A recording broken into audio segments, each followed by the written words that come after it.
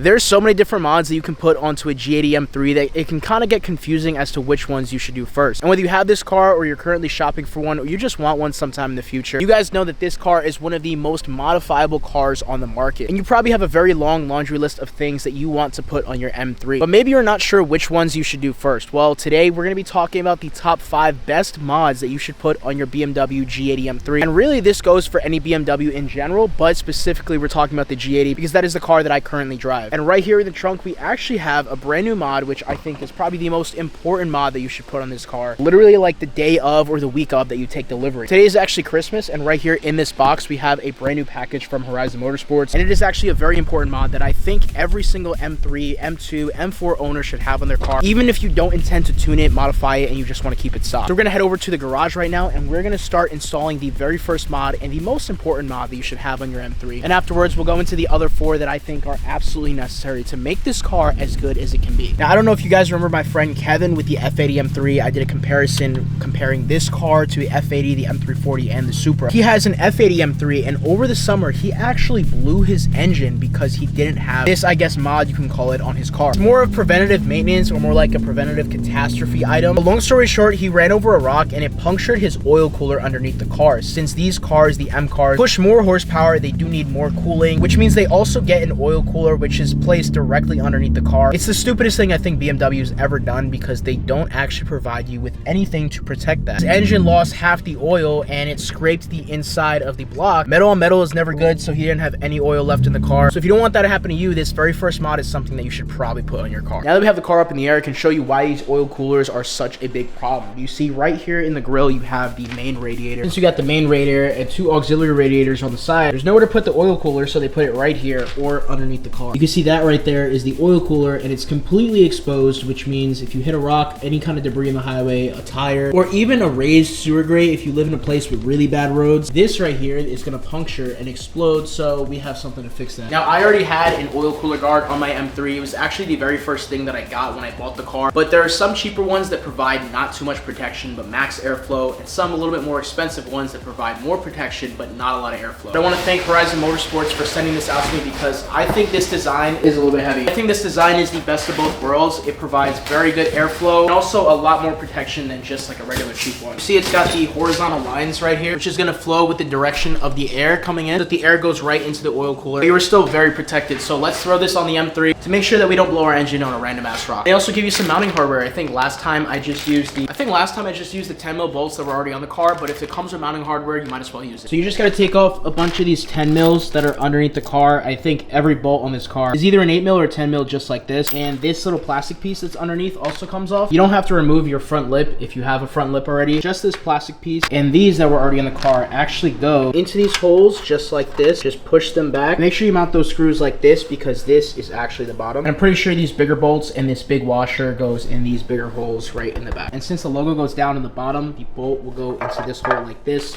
with the washer sliding over it just like that. It is going to be pretty hard to hold the camera while I'm underneath the car and show you how I installed it, so I'll just install it first and then show you how I did it. So we just finished installing it, so let me show you guys what we did. It's pretty easy. It bolts up with the OEM hardware. It does offer a lot of protection. But I do like the pattern because this will help the air just kind of go right into there when it's coming from the front of the car. You get a wedge underneath the lip, do 1 screw in the back, and you can screw in everything all around, and do the plastic piece that you took off here last. Now that we have the most important mod on the G80 done and installed, let's move on to what I think should be the second most important mod that you should put on your M3. I think the second most important mod is the grill fix. Now, I've been very vocal on social media saying that I'm not necessarily a fan of things like the Adro bumper or a lot of these aftermarket bumpers that companies are coming out with because I just don't think it flows with the look of the car. I think the best way to make this car look good is just to do the aftermarket carbon grills. I already have an install video on my channel about this, but I also got these also at Horizon Motorsports, so big shout out to them for the skid plate and also for these carbon grills. But I think the aftermarket grill fix, especially with the 2 lines up top and the exposed bottom, is by far the best looking version of this car's front end. And you also should get the lower air inlets. These are also super important. They look amazing on this car, but I don't think you need the full bumper replacement. And whether you want a CSL style grill or even the one I have, I think getting rid of the horizontal lines in the stock front grill and also the little honeycomb pattern that goes down here is going to drastically change the way that this car looks on the road, in pictures, and really every time you look at it. It takes it from looking a little bit like a family car to making it look like a real aggressive BMW M car should. should. And kind of to throw it in together with that, I'd also recommend you getting a front lip, but it literally changes the entire face of this car. Now the next one might be a little bit controversial depending on what kind of car guy you are. You're either an exhaust mod first kind of guy or a lowering it first kind of guy, and I used to be an exhaust mod first kind of guy, but in my opinion, the third mod that you should do to your G80 M3 is lowering it. And it's because the front of this car comes with crazy monster truck fitment, especially in the front. Now from the factory, the rear is almost perfect, but over here in the front, it's a much different story. You can kind of see just the side profile of this car. It kind of slants downwards because the rear is already lower than the front, but the front of this car comes with a whole fist worth of wheel gap, and I think that is the third thing that you should fix on this car. Not only will lowering it give it a much better stance and look, but it also will actually make the car handle better, because lower center of gravity always means better handling, even if you're just on lowering springs. Me personally, I'm on the AST lowering spring, and I have absolutely no regrets. They actually feel exactly like stock, not like the H&R springs. I think H&R springs are a little bit bouncy, but besides springs or coilovers, there's actually two more things that you need to lower this car properly. And let me turn on the car so I can turn the wheel and show you exactly what that is. We'll hop in the carbon bucket seats, turn this baby on, and turn the wheel all the way to the left. You can kind of see it actually, but all the way inside there, you see the honeycomb pattern? That is a clearance kit, and I kind of did a poor job kind of shaving everything down. That is a wheel clearance kit. The stock fender liner in this car actually rubs really badly. I actually bought the clearance kit as like the second mod. I'll put a picture up on the screen right now of what it looks like. But you cut out the stock fins in the fender liner and you replace it with that metal grill, and it helps you get more clearance when you lower the car. And the third thing you need to lower your G80 M3 is some wheel spacers. The stock wheels already come forged, and they are some pretty good looking wheels. So getting a quality set of wheel spacers and lowering it and doing the clearance kit is gonna make this car's fitment look so much more aggressive. And like I said, I used to be a sound mod first kind of guy, but once I lowered the car, it looked so much more aggressive. I mean, come on, this fitment is almost perfect. I have 13 mil spacers in the rear, 15 mils in the front. So now that we got some good aesthetic mods going, we're protected underneath the car, the front of the car looks good, and we're lowered so that fitment is on point. Let's move on to the fourth mod that I think you should do on your G80 M3, and of course it has to do with the performance. It's the next day, and I want to talk to you guys about the last two mods that I really think you should do on this car, and they are a mid-pipe and tuning the car. After living with my tuned G80 M3 for the last 2 months now, I can definitely say with confidence that every single person who owns this car should definitely at least drive a tuned M3, because it will definitely change your mind and definitely make you want to send out your ECU as fast as possible. This car when tuned is just so fast, and it completely changes the personality and driving dynamic, and you actually don't need downpipes in order to tune this thing. One thing I definitely say that you should do is a mid-pipe, because a mid-pipe is going to make it louder but also just add sound quality. I have a single mid-pipe on this car. I'll throw in a couple clips of what my M3 sounds like.